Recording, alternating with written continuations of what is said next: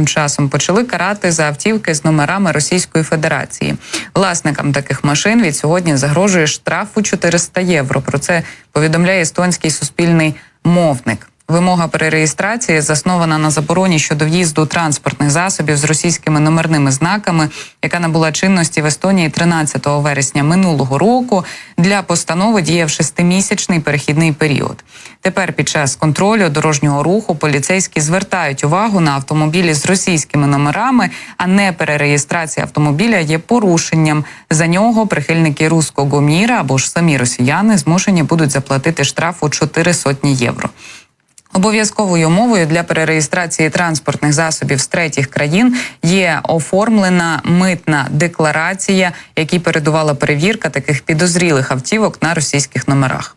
Автомобілі, які випускаються для російського ринку, як правило, не мають європейського типу схвалення і можуть бути зареєстровані в Естонії, пройшовши індивідуальну процедуру одобрення. Це означає необхідність додаткового надання документів, що підтверджують відповідність автомобіля гальмам, шуму та гранично допустимих викидів.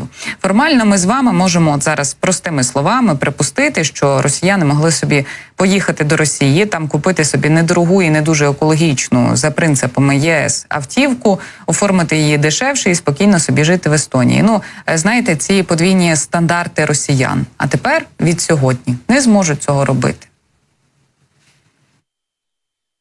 Державне мито за реєстрацію транспортного засобу становить 130 євро, плюс державне мито за номерні знаки – 62 євро. Державне мито за схвалення типу окремого транспортного засобу становить 205 євро, до якого залежно від транспортного засобу можуть бути додані додаткові витрати, наприклад, пов'язані з перевіркою гальм, граничним значенням шуму та викидів. Необхідно також враховувати можливі витрати, пов'язані з митними процедурами.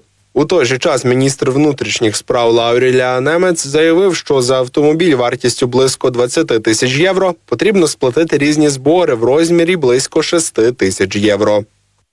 Серед зареєстрованих у минулому році російських автомобілів найбільше 8 було автомобілів 14-го і 15-го років випуску, 3 машини 23-го року, але було і 10 машин, випущених до 1981 року. А згідно з зеленим курсом Євросоюзу, на таких автівках їздити не варто, бо це дуже і дуже дорого, так? Якщо ми говоримо про розмитнення або різне схвалення, яке ухвалюють різні країни Євросоюзу. На підставі санкцій, введених ЄС проти Росії, Естонія ще 13 вересня заборонила в'їзд до країни автотранспорту з номерними знаками Російської Федерації з зовнішнього кордону. І трошки більше, буквально на 3 дні є часу у росіян, що живуть у Фінляндії. Автомобілі з російськими реєстраційними номерами мають бути вивезені з цієї країни до суботи, 16 березня. Детальний план покарання для таких порушників ще в розробці. Я додам, у вересні 2023-го у Фінляндії теж набула чинності заборона на в'їзд на територію країни легкових автомобілів із російськими номерами. Тоді у фінському уряді пояснювали, що російські автомобілі, які вже перебувають у цій країні, повинні залишити її територію впродовж 6 місяців.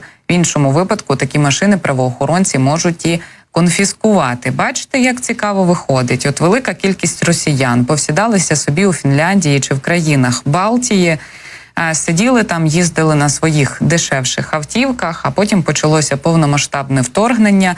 І от тепер їм доводиться відповідати за своє громадянство, так би мовити. Адже велика кількість із них, коли прибула ще 50-60 років тому, не брали балтійського громадянства, не вивчали балтійських мов. І от зараз вони потерпають, залишаються без автівок, а декого можуть і депортувати, якщо не вдасться скласти дитячий іспит на знання мови країни, у якій вони проживають.